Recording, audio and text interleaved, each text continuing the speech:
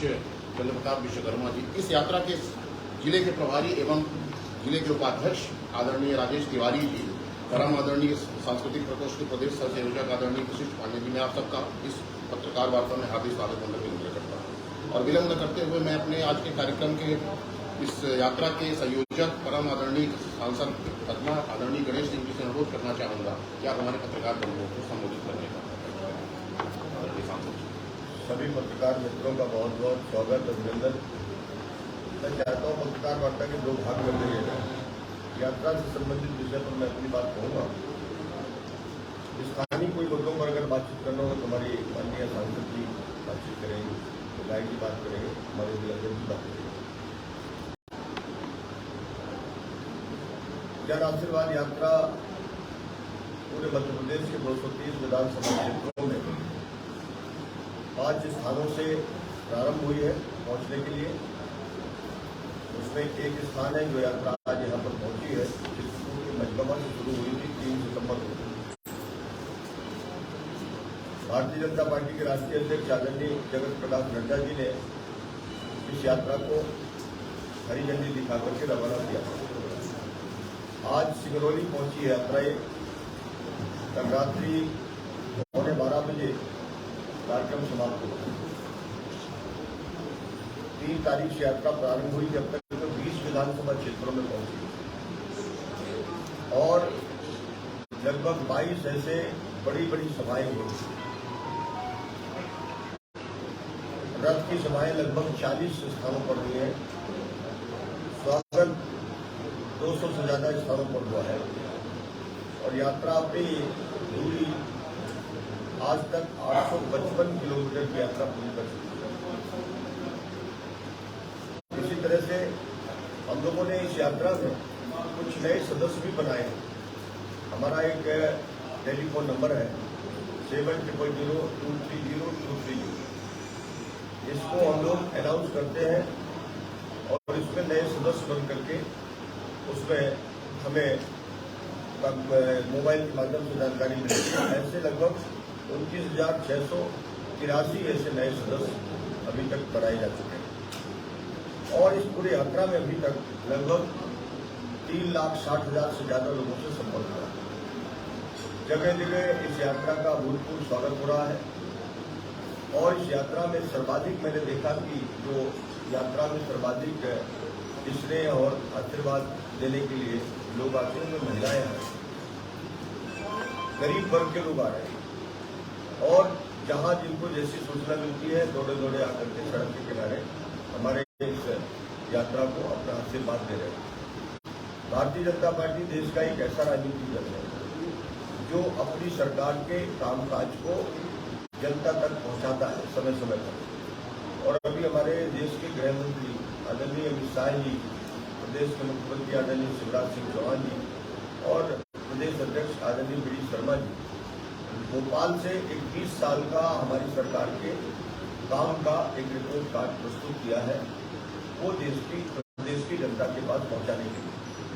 तो इस यात्रा के माध्यम से उनका संदेश भी हम लोग जगह जगह पहुंचाने का काम कर रहे हैं। जन कल्याणकारी जितनी योजनाएं हैं 2018 में जो स्थिति हमारी थी उससे कहीं बहुत ज्यादा अच्छी इस वक्त है।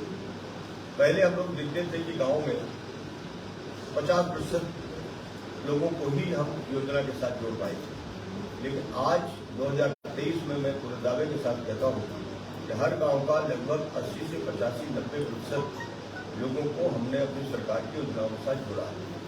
डबल इंजन की हमारी जो सरकार है प्रधानमंत्री नरेंद्र मोदी जी के नेतृत्व में केंद्र में और हमारे मध्य प्रदेश में शिवराज जी के नेतृत्व में मध्य प्रदेश में, इन दोनों सरकारों के प्रयासों से, डबल इंजन की सरकार के प्रयासों से आज मध्य प्रदेश सभी क्षेत्रों में जो प्रगति किया है, सभी क्षेत्रों में उसने जो काम किया है, सब वर्गों के लिए काम किया है, सब धर्मों के लिए काम किया है, छोटे से लेकर बड़े तक के लिए योजनाएं बनाकर के जिस तरह से उनके जीवन स्तर में सुधार करने का काम किया है, आज वही संदेश लेकर के हम लोग लोगों के बीच में आए हैं और लोग भरपूर आशीर्वाद फिर से मध्य प्रदेश में भाजपा की सरकार बनाने के लिए दे रहे हैं। केंद्र में 24 का जब चुनाव आएगा तो फिर से देश का प्रधानमंत्री मोदी जी को बनाने के लिए जनता का आशीर्वाद खुले तौर पर मिल रहा है पहली बार देखने को मिला है कि जनता मुखर होकर के बोलती है कि आपने अच्छा काम किया, हम आपके साथ चले, खुलेआम बोलते हैं।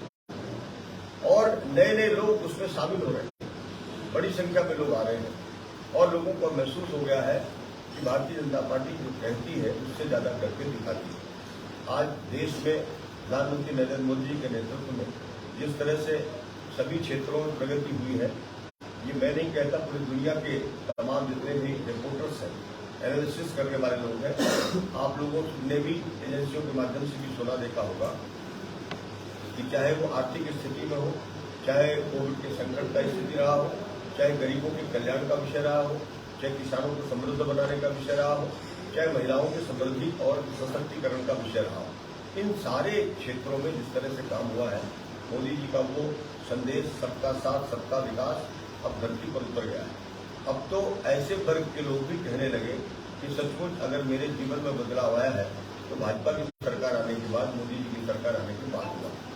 ये मैं किसी का व्यक्तिगत रूप से सपोर्ट नहीं कर रहा हूँ, लेकिन आप मेरा इशारा समझ गए। और ये बिल्कुल सत्य है कि जो लोग विरोध कर रहे हैं, जैसे कांग्रेस के लोग, उनका एक ही एजेंडा है, कैसे मोदी जी को हटाओ, कैसे मध्य प्रदेश में भारतीय जनता पार्टी को हटाओ, ये उनका एजेंडा है। लेकिन आज उनके एजेंडे को जनता ने नकार दिया। अब उनके सारे मुद्दे समाप्त हो चुके हैं, वो पूरी तरह से झूठे साबित हो चुके हैं, वो सिर्फ एक बकवास करने वाले साबित हो चुके हैं। भारतीय जनता पार्टी के विश्वास के साथ आम जनता का विश्वास जुड़ चुका है। आम आदमी कहने लगा है कि देश आगे बढ़ रहा है, आज दुनिया में भारत का डंका बज रहा है।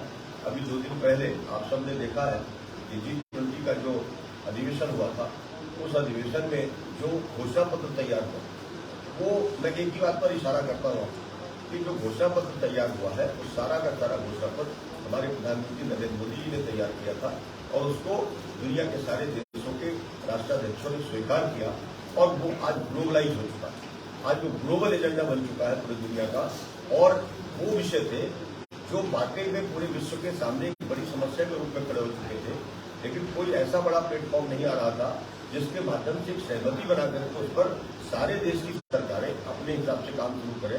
एक कॉमन मिनिमम प्रोग्राम तय हुआ, उस कॉमन मिनिमम प्रोग्राम के माध्यम से अब दुनिया में एक ऐसा संदेश जा रहा है कि हमारे नेता, हमारे प्रधानमंत्री नरेंद्र मोदी जी ग्लोबल लीडर हो चुके हैं। एक वैश्विक लीडर के रूप में उन्होंने अपनी छवि प्रस्तुत किया है और पूरी दुनिया ने स्वीकार किया है। अमेरिका जैसे ताकतवर देशों ने भी और चीन जैसे देशों ने भी इस बात को मान लिया है कि भारत की ताकत अब एक अलग ताकत के रूप में सामने आई है। और अभी भी जैसा अभी इसी बीच में हम चंद्रयान पर तिरंगा लहरा के आए, फिर अभी हम सूर्य पर भी पहुंचने का हमारा परीक्षण का उपग्रह पहुंच चुका है, वहां पर काम चालू हो गया। ये वाकई में भारत की प्रगति के संकेत है। आज हमारी खाद्यान्न का उत्पादन जितना तेज गति से हुआ है, लगातार हम अपने गरीबों को मुफ्त में अनाज आज भी दे रहे हैं। 80 करोड़ लोगों को हम मुफ्त में इलाज करा रहे हैं 5-5 लाख रुपए। आज हम हर घरों में बिजली, पानी, सड़क पहुंचा चुके हैं। आज हम हर घर में नल से जल पहुंचाने की तैयारी में। आज हमने आधार को ऐसी व्यवस्था के साथ तल्लीन किया है कि जो फ्रॉडगिरी होती थी, जो बिचौलिए हमारे गरीबों का पैसा खाते थे, वो रास्ता ही बंद हो गया। 3 लाख करोड़ से ज्यादा रुपया आज हमारे गरीबों के खातों में जमा है। उनकी कमाई का पैसा जमा है, कि कोई सरकार का अनुदान का पैसा नहीं है। और ये वजह है कि हमने उनकी जरूरत को पूरा किया। लगभग 14 करोड़ से ज्यादा ऐसे गरीब हैं पूरे देश के जो अब गरीबी रेखा की सीमा से अपने आप को ऊपर उठा चुके हैं। और इसी तरह से हमारे मध्य प्रदेश 1 करोड़ 40 लाख से ज्यादा ऐसे गरीब हैं जो अब गरीबी रेखा की सीमा से पार हो चुके हैं। ये हमारी पर इनकम कैपिटल बढ़ने का परिणाम। हमने प्रतिदिन की आय को बढ़ाया, हमने रोजगार के साधन बढ़ाए, हमने नए संसाधन खड़े किए। आज बेरोजगार नौजवानों के लिए भी सरकारी नौकरी, प्राइवेट सेक्टर की नौकरी और स्वरोजगार, इस दिशा में जितने अवसर आज आए हैं पहले शायद कभी नहीं आए थे। और इसी वजह से हम लोगों ने कहा है कि फिर से देश को और ऊंचाइयों तक ले जाने के लिए हमें भारतीय जनता पार्टी को आशीर्वाद दीजिए। जनता का आशीर्वाद भरपूर मिल रहा है, मुझे पूरा विश्वास है। विंध्य क्षेत्र पिछली बार भी 30 में से 24 सीटें दिया था भाजपा को, और इस बार मुझे लगता है पूरी की पूरी लेंगे। हमें पूरा विश्वास है सीधी लोकसभा क्षेत्र में 8 विधानसभा में इस बार हम 8 की 8 जीतेंगे, ये हमें पूरा विश्वास है। मुझे इतना ही निवेदन करना था। और अंत में सूचना करूंगा कि अभी हमारी यात्रा शुरू हो रही है। आज हमारी यात्रा सिरोही विधानसभा से शुरू होकर के देवसर विधानसभा में जाएगी, दमोही विधानसभा में जाएगी और वहां के बाद हम आज रात्रि विश्राम हमारी यात्रा का प्रभारी में होगा शहडोल जिले में। और जिस तरह से जनता का सहयोग और समर्थन मिल रहा है ये अद्भुत है, अविस्मरणीय है। बहुत कुछ हम लोगों को सीखने को मिल रहा है और हम लोग अपनी यात्रा को सफलतापूर्वक तरीके से आगे बढ़ाने का काम कर रहे हैं। धन्यवाद जी। यदि विकास का इतना विश्वास है तो इस जन आशीर्वाद यात्रा की क्या जरूरत पड़ी और इसको कितना सफल मानते हैं? भारत का लोकतंत्र है और लोकतंत्र में कोई भी सरकार, कोई भी पार्टी जनता के प्रति जवाबदेह होती है। तो जब जनता के प्रति जवाबदेह हम हैं तो हमारी जवाबदारी है कि हम लोगों के बीच में जाएं और उनसे हम अपने काम का लेखा जोखा प्रस्तुत करके उनसे आशीर्वाद लें। इसलिए जन आशीर्वाद यात्रा कितना सफल मानते हैं? 100%, उससे भी ज्यादा। डैमेज कंट्रोल को आप कैसे संभाल पाएंगे? आपके पार्टी में इतना ज्यादा विरोध दिख रहा है, उसको आप कैसे संभालेंगे? देखिए, डैमेज कंट्रोल तो वहां होता है जहां विरोध होता है। भारतीय जनता पार्टी एक वैचारिक दल है, एक विचारधारा के आधार पर आगे बढ़ रहा है, लगातार बढ़ रहा है और इसमें कोई भी मतभेद नहीं।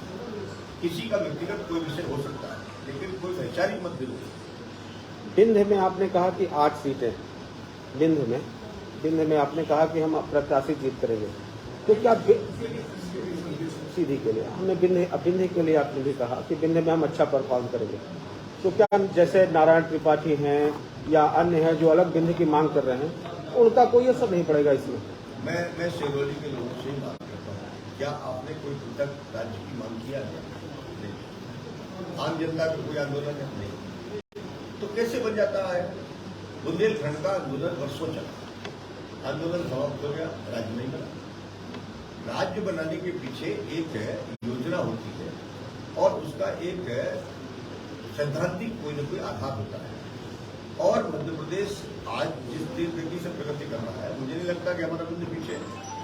हम तो बिंद के ताकतवर मध्य प्रदेश को आगे बढ़ा रहे हैं और बिंद हमारा एक मजबूत है आर्थिक दृष्टिकोण से, धार्मिक दृष्टिकोण से, सामाजिक दृष्टिकोण से और एग्रीकल्चर के दृष्टिकोण से हमारा एक बहुत संपन्न क्षेत्र है और उस क्षेत्र के माध्यम से मध्य प्रदेश का पूरा विकास कर रहे हैं। मुझे लगता है कि किसी का व्यक्तिगत एजेंडा हो सकता है, लोगों का एजेंडा नहीं।